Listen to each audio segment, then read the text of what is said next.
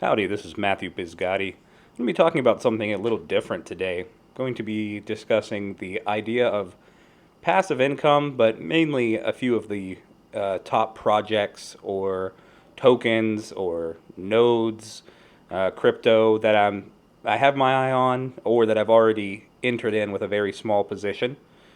And the purpose of this whole series is just to show why did I choose the projects or tokens that I've chosen to actually dip into? What turned me off about these originally, and what research or information did I find out that made me want to continue down the path of actually investing?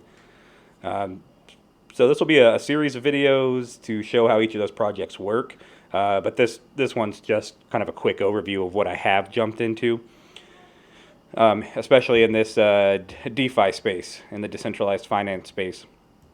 A lot of really cool projects coming out right now, and obviously, 100%, this is not financial advice. This is not what I do, and there are what your first thought would probably be. What jumps to mind is that there's a scam, that there's a Ponzi, and obviously there's a million of those out there. Every day they're cropping up because of the success of some of these tokens. People see things like, the OG, like Bitcoin, climbing to the rate that it did. And some of these projects are a little different. It's not just grabbing a token, grabbing a coin, and holding on to it and hoping the value appreciates. And so we're going to explore a few of these more gamified type programs and what that means and what they're doing. What I'll actually start with in this quick overview is yield nodes. This is the one I have my eye on if I come into a little larger bit of capital that I'd like to toss in. And I'll tell you why, because if we're talking about scams, if we're talking about Ponzi's, pyramids, multi-level marketing, the very first thing I'm just going to say, this is my opinion on that whole idea or question. Is this a scam? Is that a scam? Is that I think when the idea comes in of say a Ponzi where you're putting money in, and that's what's feeding the OG members, the ones who got in before you and referred you. Um, if I'm looking for a project that's actually legit, I want to look for something that does not depend on referrals. First off, that's very important.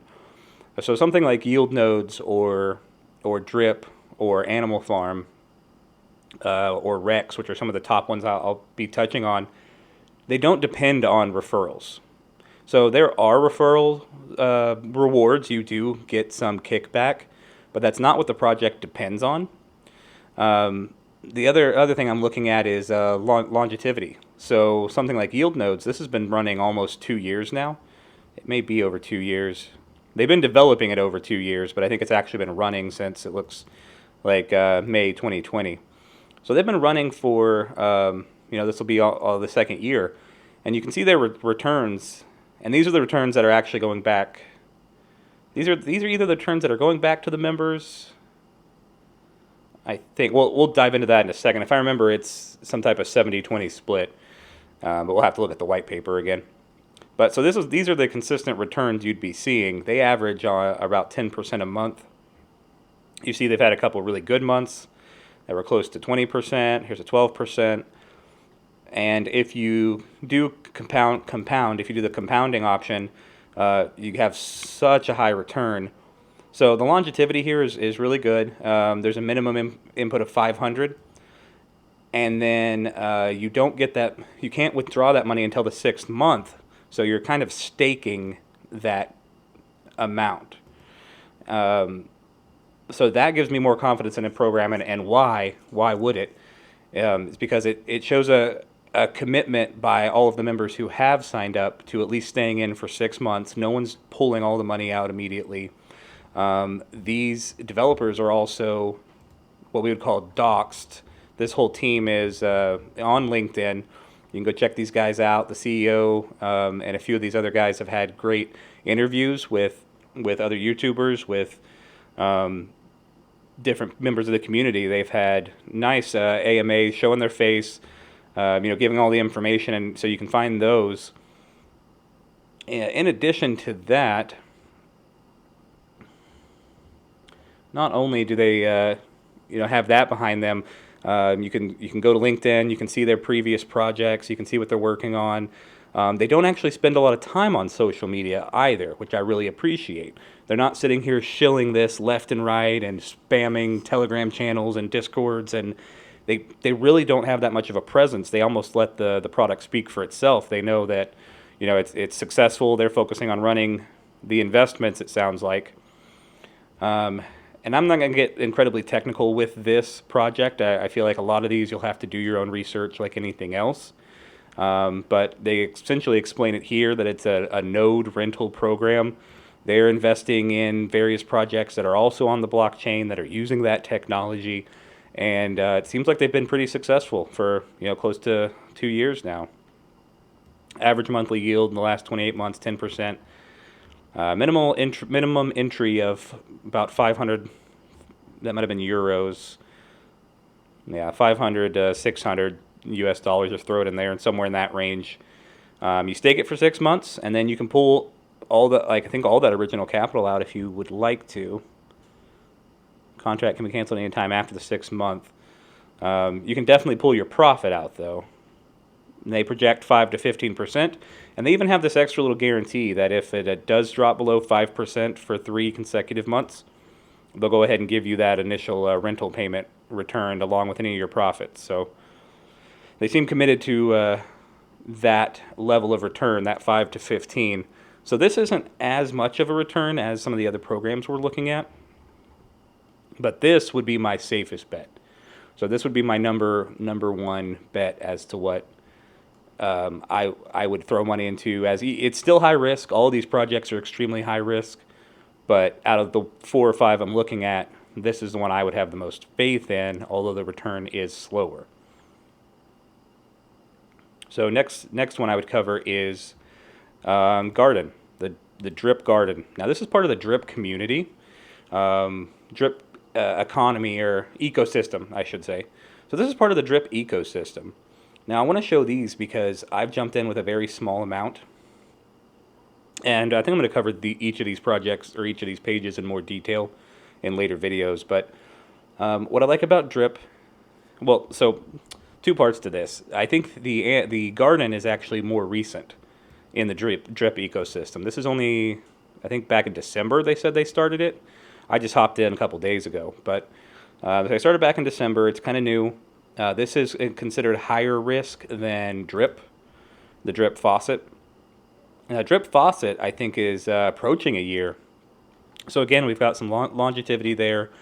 The developer is not actually doxed. So the owner here, or the developer, is not actually doxed, but he has been part of a number of programs previous to this that seem to have been relatively successful. These projects are, also just to mention, he's in a number of AMAs, so you can at least hear the man's voice. He sounds competent. He seems to have crafted a couple pretty good gamified projects here. If I remember, Drip, this original program, is a fork of Flow, which actually didn't do very well, but it sounds like he's made a large number of improvements. Obviously, all this code is semi-open source, where, I mean, you can actually go through and read the whole contract. You can read how all these things work if that's your shtick, if you have that expertise to understand it. But so Drip was a little more pricey. The Drip tokens are around 132 right now. I didn't get in with the original the crowds at $15 or $20. They've made a lot just due to that appreciation and then compounding that back into the program. So since I wasn't quite there yet, I'm just showing you that you can start with a small amount, and this will help to document how quick this could actually grow. Now, the reason these are games or gamified is that there is that strategy present. You do have to compound at the correct time. This Garden, for instance, much lower entry point. It's only about I think $6 a plant right now. And the object here is you plant your plants, and they drop seeds, and then you get a certain number of seeds a day, and then your seeds can be planted into more plants, which is basically like rehydrating or compounding. And then those plants in turn make the same amount of seeds as the other plants. And so this whole seeds per day quickly grows, and thus your amount per day quickly grows. And there's some really cool calculators I'll show you in the other videos that show when you should invest here. Now this is supposed to be a little higher risk, but is up to around 3% a day. You can get going about 3% a day if you're not constantly claiming, if you're not constantly harvesting, and you actually compound that those plants into more plants, or into those seeds into more plants. So this is a lower entry point. Obviously going to be higher risk than, say, yield nodes in my mind. But you can get in with just a few plants, and we'll see how quickly this grows. I started this with just, I bought about 14 plants the other day. We'll have to calculate out how much that is at $6 a plant, but that was a lower entry point for me. And then I did go ahead and buy a one drip, and I started with one drip. So the drip Faucet is supposed to be more low risk. This is the one that's approaching, I think, over a year, almost a year of running. And this one returns 1% a day, which is pretty intriguing. So it returns 1% a day, and then if you compound that percentage, obviously you could just do the quick calculations on a spreadsheet, or just think about that. After 100 days, you have your investment back. You have your return on investment, and from there it's just profit. Now the smart strategy on any of these games is, of course, if you want to be completely safe, you can wait the 100 days, take your investment out, and then just start rolling the income. If you're not afraid to potentially lose that investment, if you just want to compound it back in as you get those earnings, that would be the quickest way to some type of wealth strategy where you're actually, looking to get as much money as quickly as possible. And it's a strategy. It's all strategy. How often do you hydrate? How often do you claim? Because those are not free actions. And while we're talking about that, that's my other confidence in this program here. So most people are rehydrating. They're compounding their earnings. So when you compound your earnings back into the system, they're now locked. You can't get those back out. They're essentially burned as far as you're concerned. Now, most of the portion of that actually goes back into a vault, which helps keep this program going. So that's part of my confidence in this program here. And also that once you've recompounded those, once you've rehydrated, any of those whales, the large players who have millions invested, millions sitting here, even if they're getting thousands a day, which whatever their 1% of their deposit is, they can only pull out that 1%. So even if they're sitting on this huge egg of funds that they've put into the system, they can only pull that 1% out at a time. Not only that, but we'd have to scroll through the white paper here, but there are a number of taxes, as they call it. You can just think of them like fees. And these are the whale taxes. So depending on how much of a percent you have, here it is, the whale tax. So depending on what percent of the total supply of drip tokens that you actually hold, or that you've put in there to the project, you get taxed a certain percentage. So if you have, somewhere up here, you're being taxed 40, 50%.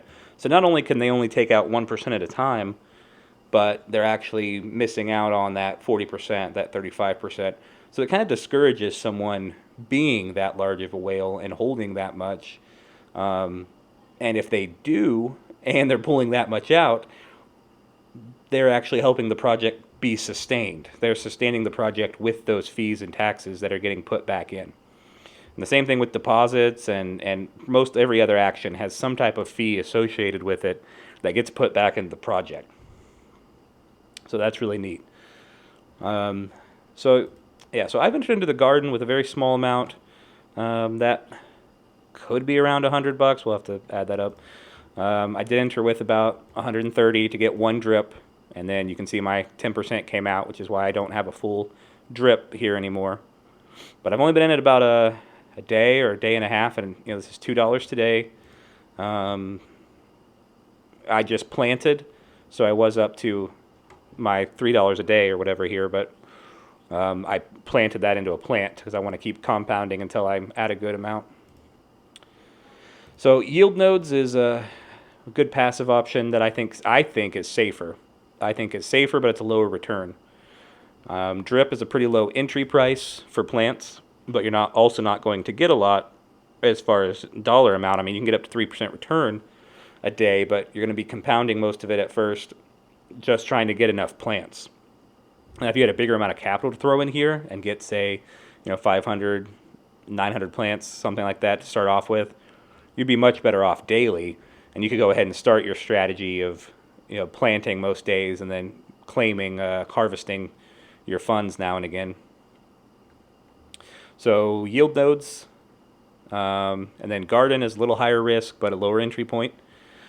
And then I think drip is pretty safe right now, and this is my opinion completely. Don't listen to me, but just my own personal opinion. I've decided that this is one of the safer bets.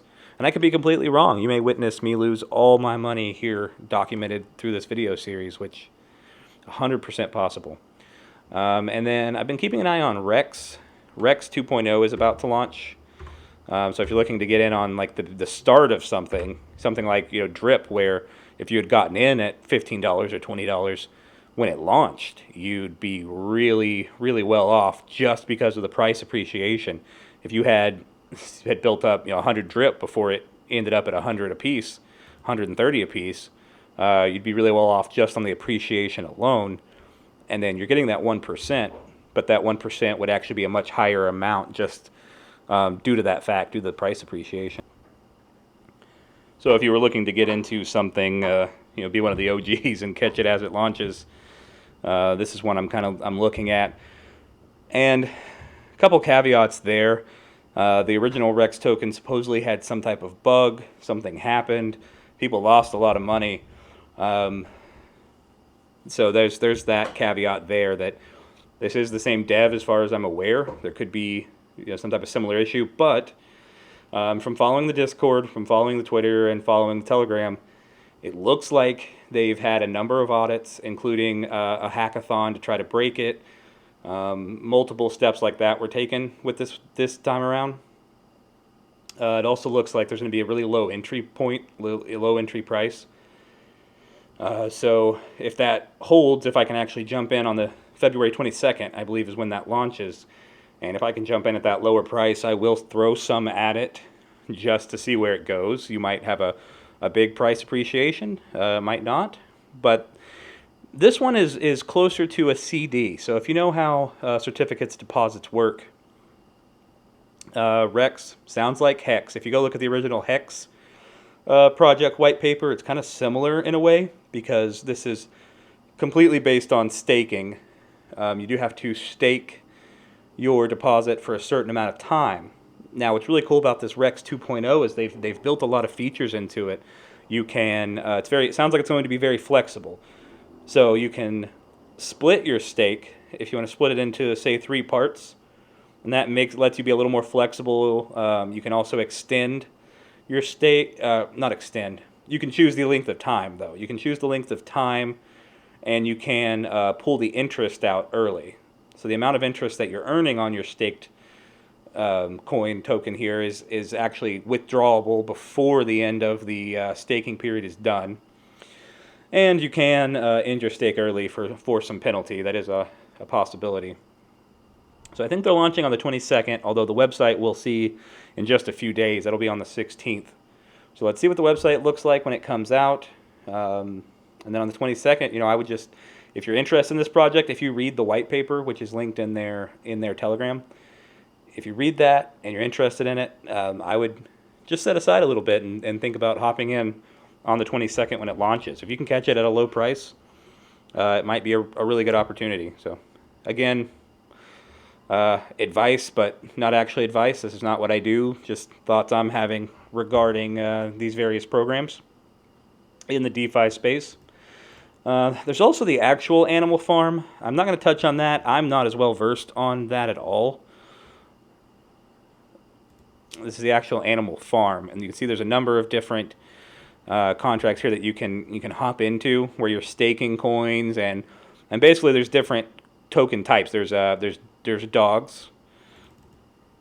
So you're staking certain coins to get dogs, and then you can also use the dogs to and other token types to earn pigs.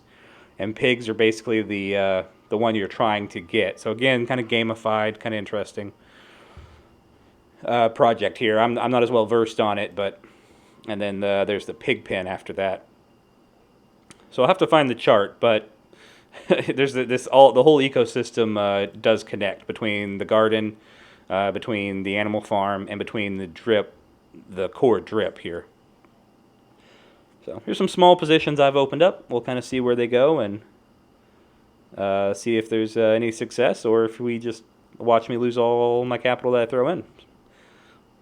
So I'll keep updating that as that occurs. And while I'm ending the video here, a couple of plugs. If you go listen to, we haven't posted an episode in a while, but if you're a little anti-statist, anti-modern government like we are, you can go to the Don't Comply show. My brothers and I have had a number of good podcast episodes there. I think we're over episode 40, 50 something. All hour-long entertaining episodes, depending on your taste. You might go give the Don't Comply show a listen. We're also on iTunes and any of your popular podcast players. And you can also check out don'tcomply.com. We have some good projects on there. We feed the homeless every winter. In December, we do a really big event, so we're always taking donations for that throughout the year. When it gets really cold, we go set them up in tents in Dallas and feed them, even though it's not quite legal. A little bit of civil disobedience, just because why should feeding the homeless ever be illegal to begin with? And a number of good projects and programs and just news reporting there that we run. So figured I'd plug that while we're ending this. And yeah, have a great evening. I'll keep updating. Thanks, guys.